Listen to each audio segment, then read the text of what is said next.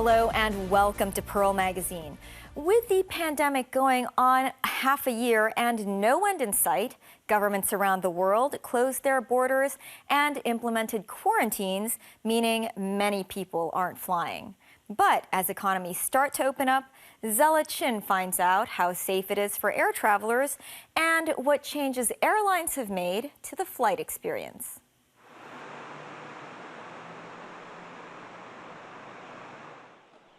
On this quiet Thursday evening at the Hong Kong International Airport, this young man is getting dropped off by friends.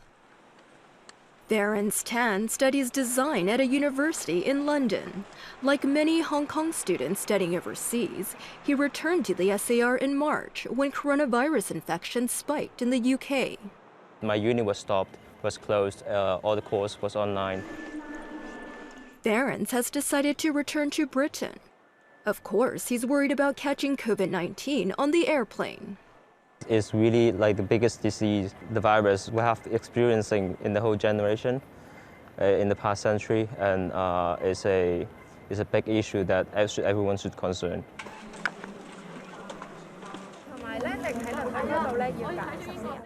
The check-in staff updated him on the latest pandemic regulations. They give me a short brief of what's the policy right now in UK. I just got told that they are not providing any hot food on the plane. They're only providing a sandwich on the plane. He has a strategy to minimize the chance of infection on the flight. I'm trying to go to the toilet, empty my body before I go into the flight. I probably will not eat on the flight, but for drinks, for a 13-hour flight journey, it's hard to not to drink. For 13 hours straight is not quite achievable. And he made his own preparations to feel safe. I prepared some gloves and a lot of masks and some wet wipes here. Sometimes, occasionally, if I want to touch my face or a worst scenario, touch my eyes, I need to just like take off my gloves, make sure my hands are clean. Terence bought personal protective equipment, or PPE, which professionals use. This garment was introduced by my friend. I believe he was the former French military member. I think it's very basic virus should be protected. My friend told me that it kind of like protects certain level, low level of radiation. So right now it's like highly protected. When I pull my zip up, that's how it is. But it's very hot. It's really hot in here, yeah. Dr. Leung Chi Chu leads the Hong Kong Medical Association's Advisory Committee on Communicable Diseases. He says while protective clothing is not necessary for a flight, wearing a mask and cleaning your hands frequently is more important. The surgical mask is a good means of source control, preventing the droplet coming out to contaminate the surrounding when people use all the common facilities, especially the toilets. When people move along the airplane, sometimes there may be cross contamination as well. And so that your hand could be contaminated during the flight. And before you touch your face or adjust your mask, it's best to clean it with alcohol wipes. To avoid contaminating the eyes, nose, or mouth, Dr. Leung says the chance of getting infected with COVID-19 on a plane will depend on where the flight originates. If you come from highly epidemic areas with lots of active transmission, there could be cases that as many as 1/10 of the passenger could be infected, just like in one of the recent flights from Pakistan. While the journey is risky, Terence has no choice but to fly. As I'm graduating this year, I have to move all my belongings in London back to Hong Kong. So I know it's a very hard situation right now, but it's the thing that I have to do, that I have to go back to do it personally. There are a lot more stuff, such as canceling my bank account, also a lot of different accounts. When Terence arrives in London, he plans to work on job applications, while he self-quarantines in his apartment for 2 weeks. He is one of the rare people traveling these days. Only a handful of flights listed on the departure boards, and many shops and restaurants are closed. Hardly anyone at the airport. These are some signs that the airport handled 99% fewer passengers than a year ago before the pandemic. In May 2019, more than 6 million passengers passed through HKIA. This May, a mere 35,000. Back then, the airport had more than 30,000 passenger flights. A year later, less than 5,000. That's a drop of almost 85%. This Middle Eastern airline had 2 Hong Kong to Doha passenger flights daily before COVID-19. Now it has just 3 per week. It's unprecedented times, but we have persevered. We have been flying, more than half of our fleet is flying, and gradually we will be only grounding around 20% of our fleet, and will operate once the airport opens to a very large part of our network will be reestablished. The airline used to fly 680 passenger flights a day, now 270 flights a week. The airline has made changes to the flight experience to decrease the risk of COVID-19 infection. The cabin crew is preparing a flight for takeoff. First, they need to put on their PPE. We travel quite often. So in a month, we are doing like 2 or 3 flights. And so we are protected with this PPE suit and the mask and the gloves and the protective glasses. To minimize contact with customers, they put amenity kits and menu cards at each seat before the passengers board, and changed how they serve food.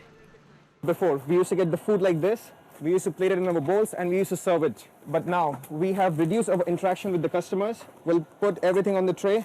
We'll put a glass of water. We'll put all the condiments, whatever they need. After heating this one up, we remove the foil and we serve it to the customer. The airline tested all their cabin crew for COVID-19. 0.02% were infected. It's almost impossible to be physically distant on an airplane. That's why many airlines, including this one, recommend wearing a face mask for the entire journey, except when you're eating or drinking. I am not a believer in social distancing in an airplane. Means I'm carrying less passengers than the capacity of the aircraft, which means to cover my costs, both fixed and operating costs, I will have to double or triple the fare, which will be really unaffordable to the passengers. To save money during the pandemic, the airline laid off 20% of its staff and reduced salaries by up to 25%. Global airlines are set to lose $84 billion this year, according to the International Air Transport Association. Airlines have been cutting the number of flights and also destinations very, very substantially. But of course, that is a reaction to the country's complete lockdowns and also the total reduction of travel demands. Lily Aganoy's business is also suffering. She's been in the travel industry for 30 years. Her travel agency has been crippled by the pandemic. Only 1% currently is our business, 99% is gone. As a travel management company or a travel agency, we rely on airlines, hotels, like car, train, and like ships or like ferries or cruises. If they don't operate, we don't have the business. To cut costs, her staff take up to 10 days of no paid leave a month. But there may be a glimmer of hope on the horizon. Customers are making inquiries again. Recurrently, they ask, he said, when can we travel again? When are the quarantines going to be lifted? And then the other query also, some are booking, which is positive for us because they are booking for Christmas and Chinese New Year. Economies are starting to reopen borders, such as the UK allows people to fly from Hong Kong without self-isolating for 14 days. If they are more dependent upon tourism as their major source of revenue, then these countries would try to resume their air travel activities as soon as possible. In Asia, we are seeing Malaysia, Thailand, they would like to do so as well. But still, travel restrictions in Hong Kong remain. Until September 18, Hong Kong residents who arrive from overseas, except for Mainland China, Taiwan, Macau, will have to quarantine for 14 days. Non-residents are not allowed to enter the city. The group chief executive of Qatar Airways thinks it will be a long time before air travel returns to the pre-coronavirus days. I don't think for the next 3 to 5 years, depending on how quickly we can find a treatment and a very effective vaccine. COVID-19 is here to stay. It's not going to disappear. Next week, we look at how Hong Kong's airport is preparing to deal with a larger volume of flights and passengers in the near future. And after the break, how university students are using music to bridge the generational divide. Stay with us.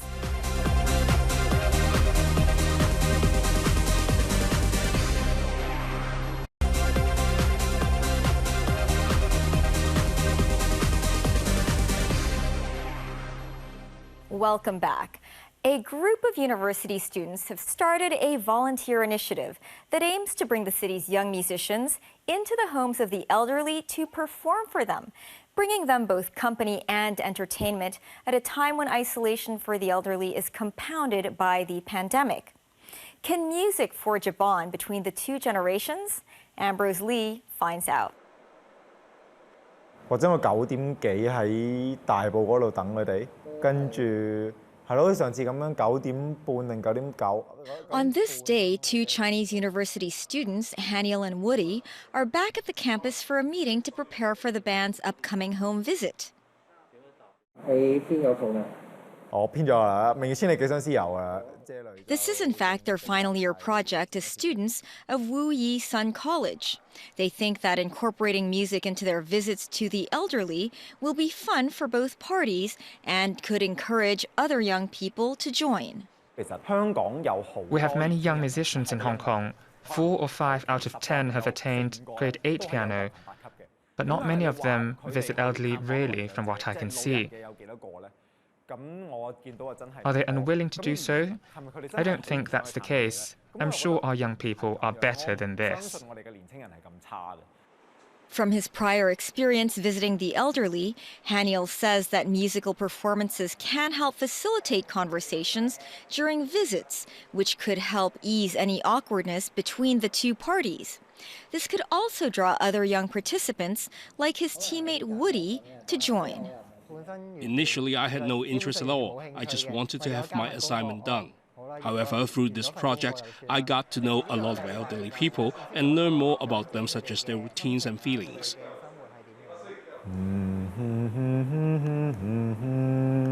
The group takes care of everything in the project, from choosing the musical numbers for the elderly to putting them into sheet music.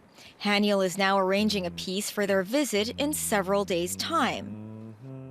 They picked Chinese pop songs from the 50s to the 80s, and Haniel is arranging a Mandarin song from the 60s today.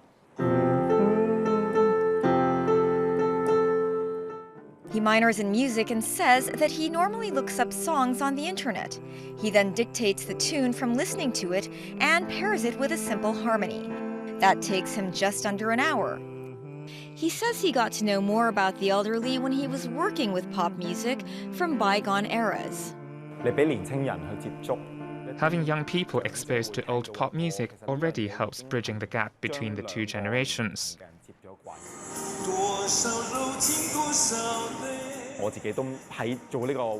I have not come across these singers before starting this project, really. This sort of music could be conversation starters between young people and the elderly. And we could connect the two generations through these very songs.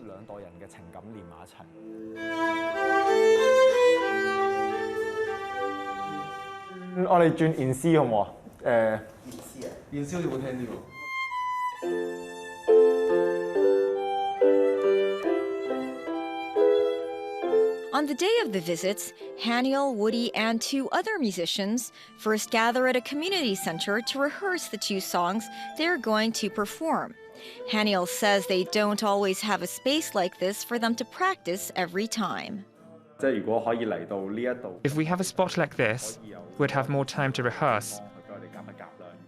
If we don't, we'd do a guerrilla warfare and find random places to rehearse. Once we practiced in a park and risked being asked to leave. Each show has different musicians and musical instruments. Today, they meet some newcomers. I know Kelvin. I haven't met Izzy. Izzy and Woody are acquaintances. So we formed a new team. Hello， 楊婆婆，我哋今日嚟表演音樂啊！好，我哋。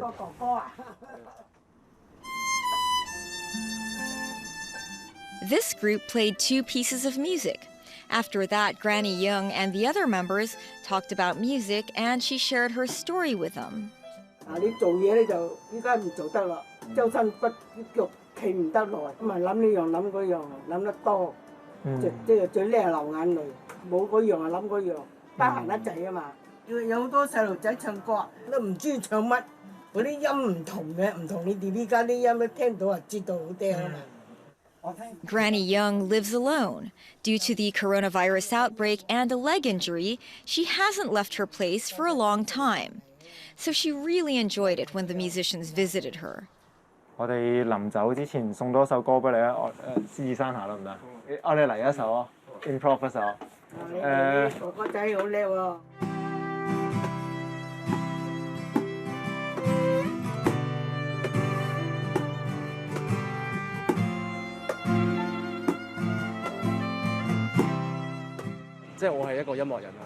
！I am a musician. I can show my care for the elderly through music, as music can touch people's mind and soul. It's better than giving them a present. Kelvin is a violinist. This is the 2nd time he's visited the elderly. He says he had more fun this time. I had a lot of fun in my first visit, but this time is even more enjoyable because of the improvisation. For example, the improvisation of the Below the Lion Rock. Last time, we only played from sheet music. I felt something was missing. This time, we play spontaneously, and it's much more fun.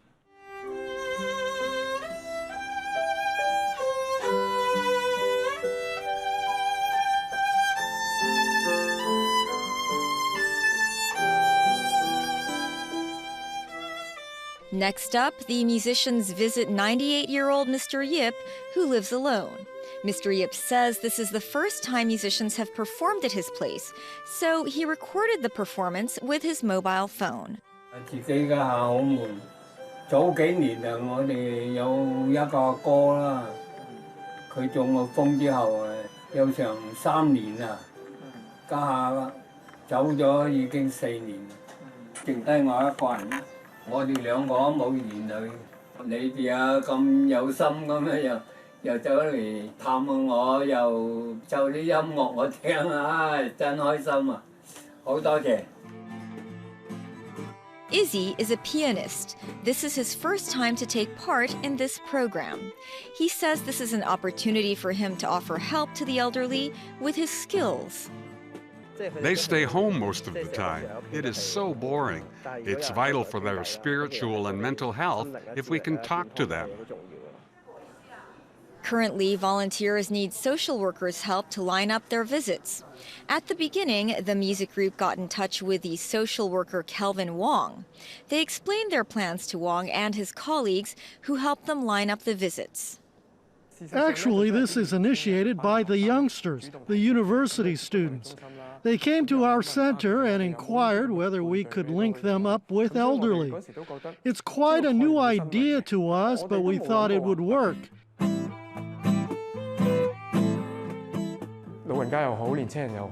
Music is a universal language that transcends age differences. During the process, the old will feel they are cared for by young people, and the young people will also develop more empathy towards the elderly. The group made 3 visits during the hot summer. Haniel and Woody say the importance of this program is to connect with others. They say it's worthy of the time and effort put in. Our purpose isn't to offer a perfect performance for the elderly. Instead, we aim to connect the 2 generations through music, and we don't really need perfect music to achieve this. They hope their program will continue on, so they're developing a mobile app to allow more people to take part in it.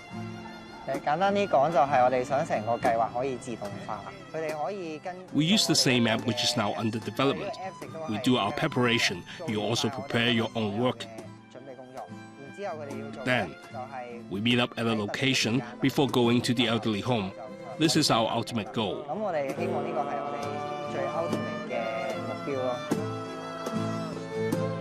Despite their graduation date approaching and the assignment completed, they're still keen on developing the program so it continues long after they are gone. It's too shallow to have this project remain at an assignment level. The starting point, the seed of this project, is a university assignment. But we want it to grow. It's our way, our channel to change the world. And we will continue to do this.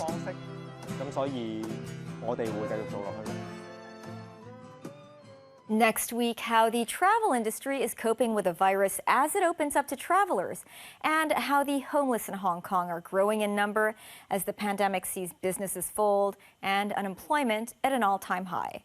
Thanks for watching. Good night.